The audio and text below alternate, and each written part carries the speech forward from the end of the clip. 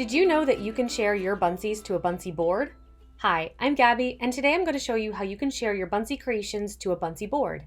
So let's take this for example. This is a science lesson that I've created, and I want to add it to a board filled with other science lessons so I can share that with my colleagues. So up here at the top, I'm going to click on this share button. Right here, I'm going to click on code, and I'm going to go to this top link, and I'm going to click copy.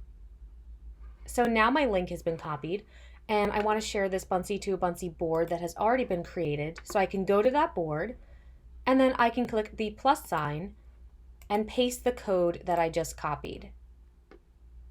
I'm going to make sure it's the Buncee I want to add.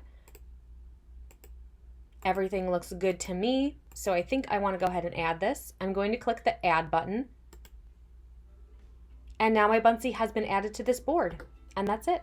Thanks so much for watching.